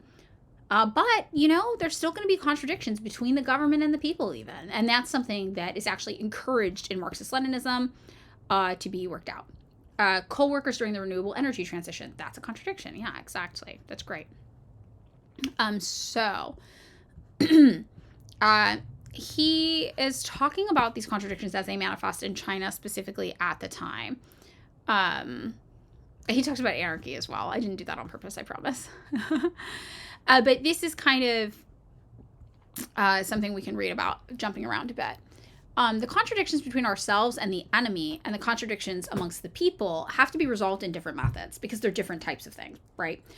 So I think that's what's important. It's like you're not just going to go to the gulag for having a different way you want things done, but you will be an enemy of the state if you are actively trying to stop the will of the people and make the country, for example, work for profit for a few rather than for the well-being of everybody. And to put it briefly, the former entail drawing a clear distinction between ourselves and the enemy, and the latter entails drawing a clear distinction between right and wrong. It is, of course, true that the distinction between ourselves and the enemy is also one of right and wrong. For example, the question of who is in the right, we the domestic and foreign reactionaries, the imperialists, the feudalists, the bureaucrat, capitalists, is one of right and wrong. But it is also a different category of questions from right and wrong from the people. So he goes on to say our state is a people's democratic dictatorship, right? Everybody knows that the liberals get afraid of the use of the word dictatorship in Marxism. They don't understand what it means, right? But this, we know, just means people's democratic dictatorship, means the working class, all of the working class are the people who get the final say, based on the worker-peasant alliance, because they had a peasant-backed revolution in China. What is this dictatorship for? Its first function is internal, namely to suppress the reactionary classes and elements of those exploiters who resist the socialist revolution. Those are class enemies. Those are enemies of the people, right? To suppress those who try to wreck our socialist construction, enemies of the people. Or, in other words, to resolve the contradictions between ourselves and our internal enemies. Those are people in China trying to fight against socialism at the time, as opposed to people in other countries trying to destroy the revolution as well. The imperialists. So, for instance, to arrest, try, and sentence certain counter-revolutionaries and to deprive landlords and bureaucrat capitalists of their right to vote and their freedom of speech for a certain period of time, all of this comes within the scope of our dictatorship. So yeah, when they talk about limiting rights, one of the questions you have to ask is the rights of who to do what? Right? I think there's this idea that like everyday average people are going to be stifled and oppressed under communist leadership. When the reality is that average everyday people find themselves uplifted, right? And the people who find themselves stifled or oppressed are people who had been profiting off of the exploitation of others within their society. It's a very specific group of people who might be temporarily silenced in this. To maintain public order and safeguard the interests of the people, it's necessary to exercise dictatorship as well over thieves, swindlers, murderers, arsonists, criminal gangs, and other scoundrels who seriously disrupt public order. The second function of this dictatorship is to protect our country from subversion and possible aggression by external enemies. So those would be the imperialists, right? That was all for the internal enemies. These are external enemies. In such contingencies, it is the task of this dictatorship to resolve the contradiction between ourselves and the external enemy. The aim of this dictatorship is to protect all our people so they can devote themselves to peaceful labor and make China a socialist country with modern industry, modern agriculture, modern science and culture. Who is to exercise the dictatorship? Naturally, the working class and the entire people under its leadership. Dictatorship does not apply within the ranks of the people. The people cannot exercise dictatorship over themselves, nor must one section of the peoples oppress another. Lawbreakers among the people will be punished according to the law, but this is different in principle from the exercise of dictatorship to suppress enemies of the people. So what he's saying is, yeah, if you break the law, you're gonna commit a crime, you're gonna face some sort of punishment or repercussion, right? But that doesn't necessarily make you an enemy of the people, right? That's like different. That's a different contradiction that comes about. The people, let's see, cannot, blah, blah, blah, we did this. Okay, what applies among the people is democratic centralism. Our Constitution lays it down that citizens of the People's Republic of China enjoy freedom of speech, the press, assembly, association, procession, that's like protests, parades, whatever, demonstration, religious belief, and so on. Our Constitution also provides that the organs of the state must practice democratic centralism. They must rely on the masses and that their personnel must serve the people. Is there anybody who's not familiar with democratic centralism? I feel like for a long time, first time chat, hi. Star Rasputin. Is there anybody who wants a little briefing on democratic centralism? Don't be shy. Yes? Okay. So democratic centralism is the idea that basically when you're in, sometimes you'll be in Marxist-Leninist orgs that do this too. And when I made the transition from a general Marxist org to a Marxist-Leninist org and encountered democratic centralism for the first time, I was like, oh, okay, I get it now. Because this is something I had encountered in reading, and I think in my head I just kind of like blooped over it and didn't really process what it meant. But what it means is that there's a period for discussion and voting. It's very democratic. The period of time, for example, where you sit in the room and you all argue about who's going to represent you in your government, right? That's a period set aside for debate, discussion, conversation. In Cuba recently, when they had that whole period where they redid their constitution, there was like a year or more, I think, of people that setting aside time specifically for conversation and debate and discussion about the constitution. You go through this period, right, of education, of conversation, of debate, and then you vote. You all vote together on what you want. And whatever wins, you have to stand behind until the next period of time where you're allowed to debate and discuss things. You have to support it. Even if it's not what you wanted, you have to support it because that's the will of the people. It was democratic. You were overrun. And it's not just getting a bunch of people to vote without doing research first. What's really cool is the period of time set aside specifically for conversation and debate often does include educational opportunities. Like in Cuba, for example, they wanted to put gay marriage protection in their constitution, but they knew a lot of older people in Cuba weren't familiar with gay rights. They set aside resources, time, and energy into educating people about queer rights before they were voting on them. So there was a period of time set aside for debate, democratic activity, conversations with each other, then the vote, and then from then on, that's the policy. That's what the people voted on. So you support it, even if it's not what you specifically voted on. And like, that's democratic centralism. And it's really effective in a couple of ways. Number one, if you are in a place dealing with counter-revolutionaries, it helps you all stay on the same page.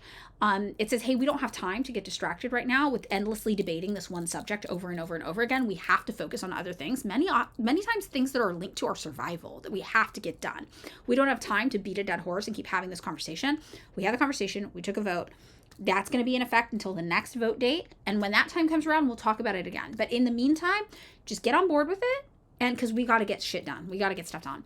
And what we see in places like China, for example, is that this has been remarkably effective at allowing them to get things done quickly. I always use high-speed rail as an example because I'm Californian and we've been promised a high-speed rail my whole life here. And we finally got approved in 2010 and it's nowhere near being completed. Meanwhile, China managed to connect their like entire massive country with high-speed rail in like 5 years or something like that. It's in part because of the democratic centralism process. It allows everybody the proper forum to have their voices heard, the proper vehicle for democracy to happen, but then it allows you to get shit done and just crank through it, which I think is very good. Let me see. Oh, posture check, sorry. Tiniest boop. There is a very interesting book called Prisoners of Liberation about a U.S. Navy member who went to teach in China during the revolution and was arrested for espionage. He actually did do espionage. And he and his wife write about the experience. He did a whole self-criticism thing during his time in prison and was rejected by Western journalists because he mostly had good things to say about his experience. That's really interesting. I'm very interested in that. I want to check that out. Very, very cool. Yeah. Oh, cool high-speed rail animation. What? Yeah. It's more productive. And here politics are a shit show in part because they want you to be fighting endlessly. It's a distraction. Things don't get done on purpose. Comparing country to country. I would love to see that. Yeah. If you have a link to it, share it here. I don't know. I don't think you can like upload, images or anything like that here, huh? It's a breath of fresh air to everyone understanding this. Whenever Hassan talks about stuff like this, he has to explain every little thing. Oh, okay. I see. Yeah. So, he goes on to say, our socialist democracy is the broadest kind of democracy, such as not to be found in any bourgeois state. And when you understand Marxist-Leninist democracy, this is true. We cannot even imagine that type of direct democracy here in the United States. So he says, this freedom is freedom with leadership, and this democracy is democracy under centralized guidance, not anarchy. Anarchy does not accord with the interests or wishes of the people. Certain people in our country were delighted by the Hungarian incident in the 1950s. They hoped something similar would happen in China. And thousands of people would take to the streets to demonstrate against the people's government. This is famously Radio Free Europe and Radio Liberty basically encouraged the people of Hungary to try to overthrow their government, and they staged a revolution. And when they did, they were like, and the Americans are going to come. They said on the radio they were going to come back our revolution. And then the Americans were like, we didn't actually technically say that. We just said it'd be cool if you did it. But then the CIA recruited the guy who led the Hungarian Revolution. Very, very wild. Oh, found it. Yay. Thank you. We're going to open that in a sec. Oh, well, let's look at it now. Is it going to be the Taiwanese BDSM sex club again? Oh, no, it's not. Okay. So here we go. Oh, wow. Yeah.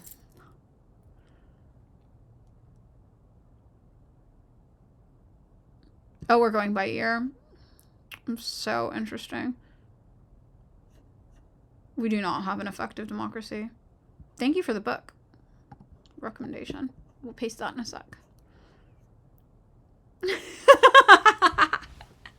And you guys could all hear the sex club sound effects, but I couldn't. I just tormented you with it. I don't know if this has audio. I can't hear the audio when I'm recording like this.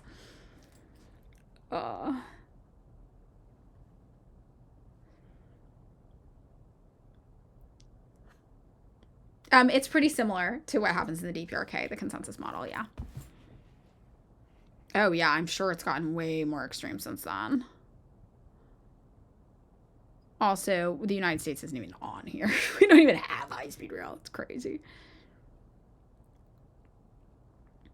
Whenever I go to Europe, I'm like, we're taking the train everywhere. My partner on the last trip was like, I like to rent a car and drive around. And I was just like, no. Nope. It's the one thing European capitalism did right. China, there we go. Go.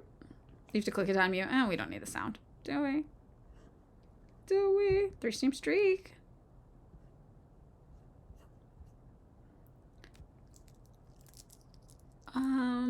Generic. Okay, good. Yeah, not important. Okay, cool. Leaving for a pre-New Year's party. Bye. Bye, Bell Bell 998. Sex sculpting. Wow, look at China. Oh my god.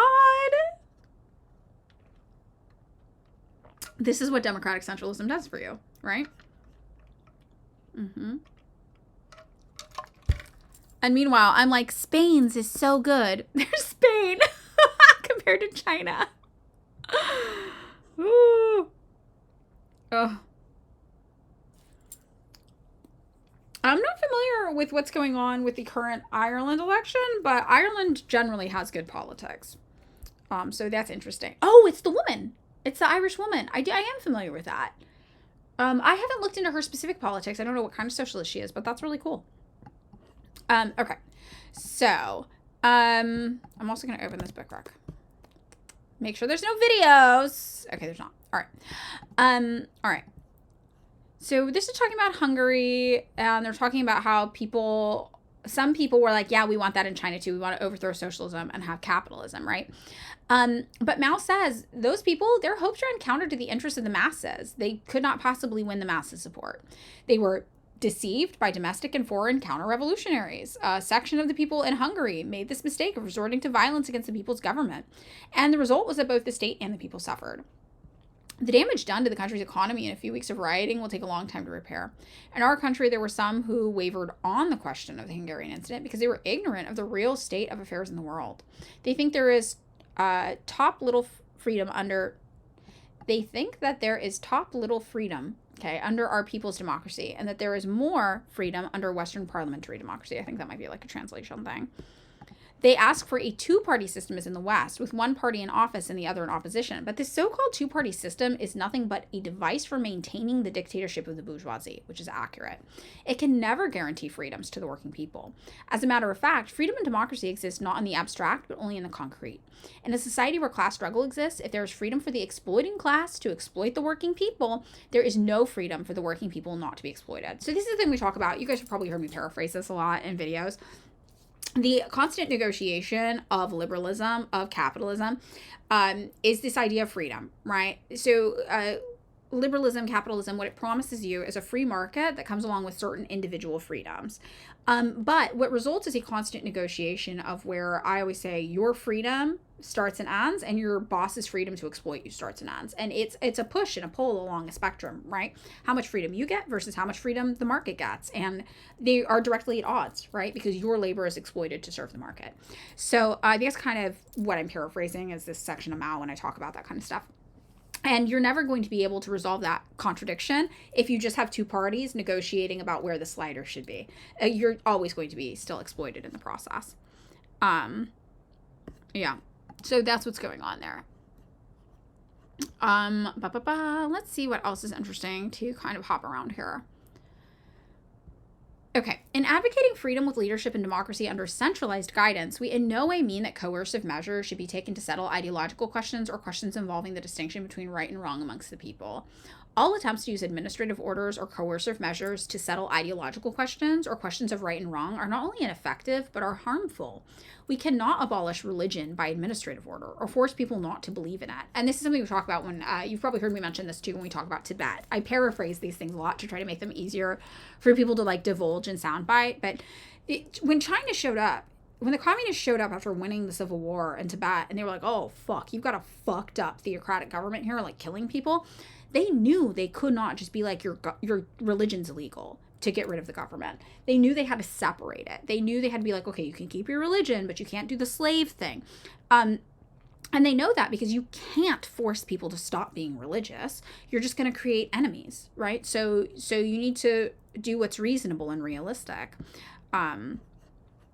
So we cannot compel people to give up idealism any more than we can force them to embrace Marxism. The only way to settle questions of an ideological nature or controversial issues among the people is by the democratic method, the method of discussion, criticism, persuasion, and education, and not by the method of coercion or repression. To be able to carry on their production and studies effectively and to lead their lives in peace and order, the people want their government and those in charge of production and of cultural and educational organizations to issue appropriate administrative regulations of an obligatory nature. It's common sense that without them, the maintenance of public order would be impossible. Administrative regulations and the method of persuasion and education complement each other in resolving contradictions among the people. This is when, I think I told you guys when I stopped being an anarchist, I was like, I'm radically pro-bureaucracy. I was kind of inspired by this. And I told you that my early non-anarchist forms of communism I related to were Maoism, so I was into Mao. This is kind of where this comes from. I do still believe bureaucracy is a liberating element in society when employed by the right people, obviously, as all elements of the state. In fact, administrative regulations for the maintenance of public order must be accompanied by persuasion and education, for in many cases, regulation alone will not work. The democratic method of resolving contradictions among the people was epitomized in 1942 in the formula unity, criticism, unity. To elaborate, that means this is like compliment sandwich.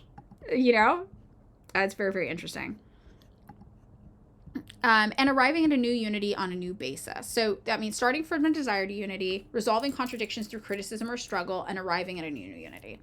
In our experience, this is the correct method of resolving contradictions among the people, not amongst counter-revolutionaries, not amongst people who want to destroy your country, your way of life, and the will of the people, but amongst the people who have different ideas about how things should be done. In 1942, we used it to resolve contradictions inside the Communist Party, namely the contradictions between the dogmatists and the great majority of the membership, and between dogmatism and Marxism. The left dogmatists had resorted to the method of ruthless struggle and merciless blows in inter-party struggle. It was the wrong method. In criticizing left dogmatism, we did not use this old method, but adopted a new one, that is, of starting from the desire from unity, distinguishing between right and wrong through criticism or struggle, and arriving at a new unity on a new basis. This was the method used in the rectification movement of 1942. So very, very interesting. I think that is very good to talk about. And also, like, why it's important that we do have these conversations online, with people we know. And this is the way, these types of conversations are the ways that people stop being anarchists, that people stop being left comms, that people stop being Maoists, just like I did, just like many of you did, the ways that people stop being liberals even, right? We all, without realizing it, maybe even consciously, are engaging in this process constantly. And one of the things that I think is super appealing about Marxism that I always say is that we have the evidence on our side, right? We have the facts on our side. We have the truth on our side. And I know that because I fought against it for so long. I didn't want it to be true. But the truth just kept leading me to Marxist-Leninism, even when I didn't want it to. So it's easy to defend. And because of that, we're going to get into something that Mao says in this, I think, later, where he talks about how we want people to question it. Because when they question it, we can show them that this is correct, that this is the correct ideology, because it does stand up to scrutiny, because it does stand up to these questions, which I think is really interesting. This is not the full-on contradiction. This is specifically on the correct handling of the contradictions among the people. I can't type it in. It won't let me copy and paste into the chat for some reason. Sorry. I have to type it and it's really long. So let's see if we can find the section that I'm remembering. Well, we'll probably get to it. So that would be obviously in opposition to the idea of what to do with counter-revolutionaries.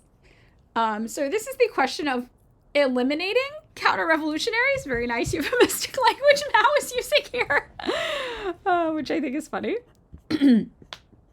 So, let's see. The elimination of counter-revolutionaries is a struggle of opposites as between ourselves and the enemy. And it's different than the struggles amongst the people, as he mentioned, right? Among the people, there are some who see this question in a different light. Two kinds of people hold differing views from ours. Those with a right deviation in their thinking make no distinction between ourselves and the enemy and take the enemy for our own people.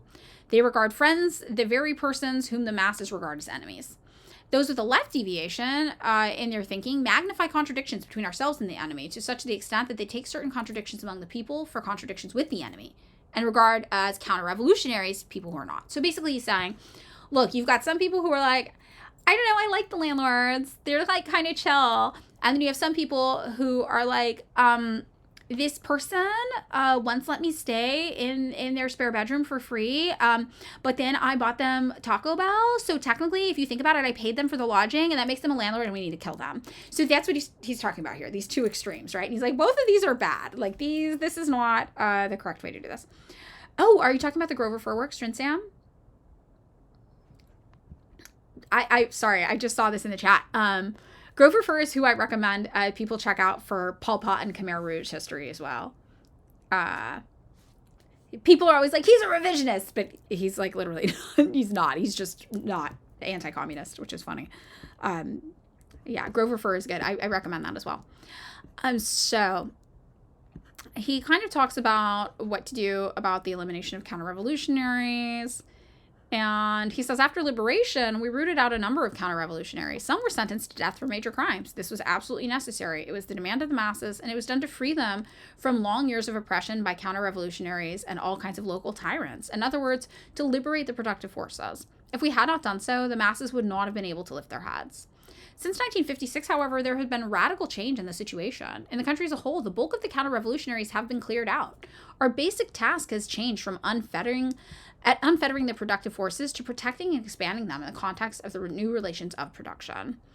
So I think this is like a really interesting thing as well. So cooperative transformation of agriculture is less relevant to us, industrialists and businessmen. The question of the intellectuals is relevant because it became kind of the basis for the ideas that we saw during the Cultural Revolution. But, you know, Mao said China needs the services of as many intellectuals as possible for the colossal task of building socialism. We should trust those who are really willing to serve the cause of socialism and should radically improve our relations with them and help them solve the problems requiring solutions so that they can give full play to their talents. So the Cultural Revolution part of it was that he was like, we have emboldened people who are not committed to socialism to be educators, and education is like the greatest task in our society, which is interesting. So he said, many of our comrades are not good at uniting with intellectuals. They're stiff in their attitude towards them, lack respect for their work, and interfere in certain scientific and cultural matters where interference is unwarranted. We must do away with all shortcomings. He kind of got that way a little bit towards the end, maybe, of his life, I think it's safe to say. But, you know, again, there was a real issue of growing liberalism going on. Yeah. Okay, so...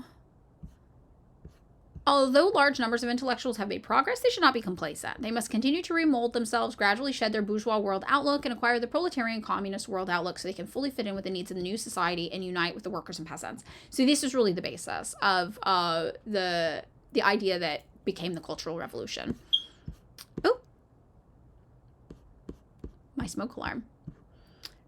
So this talks about the minority situation as well. You guys know China has like over 50 different ethnic groups within it, but the Han Chinese are the dominant ethnic group in the region. Oh, cool. So the minority nationalities in our country number more than 30 million. Although they constitute only 6% of the total population, they inhabit extensive regions which comprise 50 to 60% of China's total area. So he talks about how they have to overcome Han chauvinism, right? And here in the United States, we talk about Western chauvinism. It's like that. He's like, we can't think that we, the Han ethnicity, somehow know what's best or what's better for all of these people, right? Basically, he says at the same time, efforts should also be made to overcome local nationality chauvinism where it exists against minority nationalities. And we talk about how nationalism can be a bad tool, right? A bad vehicle in this pursuit. He says both Han chauvinism and local nationality chauvinism are harmful to the unity of the nationalities. They represent one kind of contradiction among the people, which should be resolved. And this is really what the United States tries to exploit in China to this day by fighting for a Taiwanese independence movement, even though only 4.3% of people in Taiwan currently want to pursue immediate independence from China. We try to stoke this with the Uyghur people in Xinjiang.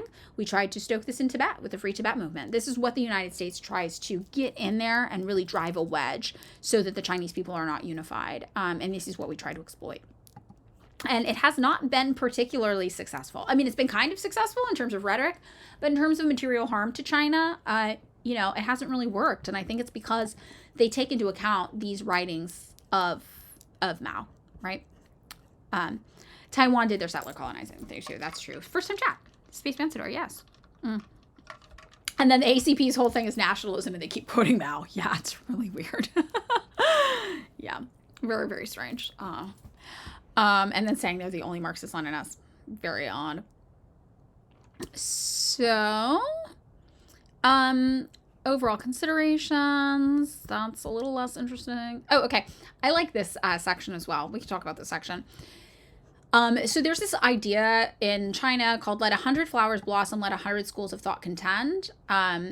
So this is a slogan. And then another slogan is long-term coexistence and mutual supervision. And this kind of talks about talking through ideas and how you resolve differences in opinions and ideas with other communists. I'll probably be getting out of here in like 5 minutes, guys, because I have to start work at 11 and it's like 10:55 a.m.-ish. Just so you know. So that's why we're kind of skipping around through this. So let's see. So he says, letting 100 flowers blossom and 100 schools of thought contend is the policy for promoting progress in the arts and sciences and a flourishing socialist culture in our land. Different forms and styles in art should develop freely, and different schools of science should contend freely. That would scare the ACP. They hate artists. They hate culture. They hate artists. Questions of right and wrong in the arts and sciences should be settled through free discussion in artistic and scientific circles and through practical work in these fields. They should not be settled in an oversimple manner. A period of trial is often needed to determine whether something is right or wrong. So I think that this is kind of his approach to just disagreements and how to run society, how to get things good.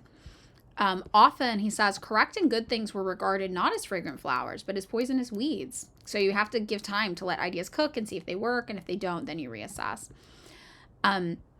So he says Marxism has developed through the struggle. In the beginning, Marxism was regarded as a poisonous weed, and this is still the case in many places in the world. In the socialist countries, though, it enjoys a different position.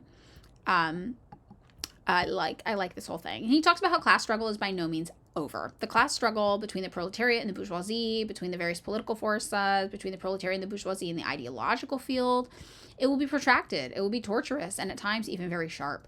The proletariat seeks to transform the world according to its own world outlook, and so does the bourgeoisie. In this respect, the question of which will win out, socialism or capitalism, is not really settled yet. Marxists remain a minority among the entire population, as well as among the intellectuals. Therefore, Marxism must continue to develop through struggle. Marxism can only develop through struggle. And this is not only true of the past and the present, it is necessarily true of the future as well. He talks about how it's going to take a long time, right, to get us here. And what should your policy be towards non-Marxist ideas?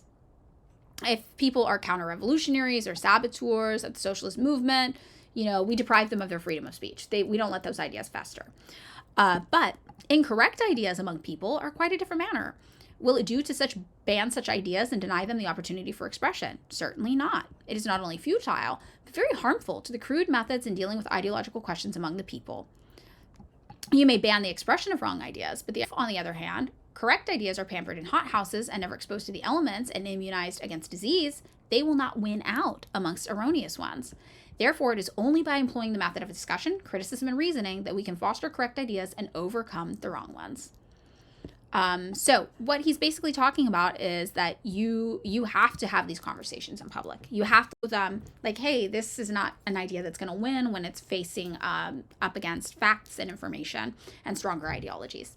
So I think this is really, really interesting. And he lists out 6 criteria here, right? The overwhelming majority of our people have proclaimed that they consider criteria for what is a poisonous weed or a fragrant flower here, which is nice, you know. So yeah, I just think that this is a really relevant thing. I know it can be frustrating talking. I'm gonna wrap it up now. Sorry, guys, but I know it can be frustrating talking about your same political ideology, right? But it is true. You have to remember, it is through those conversations that people do come around. And again, because we have the facts and information on our side, that's how I came around. That's how many of you came around. And it is kind of, you know, in terms of struggle, we have it easy and we have it hard, right? We have a long way to go before, especially people in the Western world are really open-minded about Marxism. Because of that, though, our struggle is easy in that it comes with words and ideas, right? That's the stage of struggle we are in right now. Words and ideas, talking to people, getting people open-minded about the idea of socialism and communism, making them understand the true nature of their enemy, which is capitalist exploitation. And getting them to feel comfortable critiquing capitalism, but also comfortable imagining a better world, which is the next step, which many people don't do. You're talking about a better world. So in that way, I think that we have an easy and a hard struggle ahead of us, right?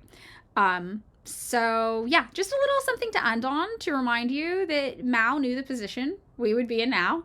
They were in it before in China, and look where it got them, right? So struggle isn't necessarily bad as much as the anarchists and left. If you've been one in the past, like I have, you know, that's still a necessary step in progress. I don't know. I think that that's some inspiring words for us. Do you think we'll take over 1,000 or over 100 years for Americans to win a revolution? It depends on how bad they let it get here, I guess. Right? Okay. All right, everybody. Have a wonderful New Year. And I probably won't be here tomorrow because my partner has tomorrow off work, but I probably will be here Friday morning. So thank you all. Have a good rest of your day. Remember Chairman Mao, all of his words for us. Bye, comrades.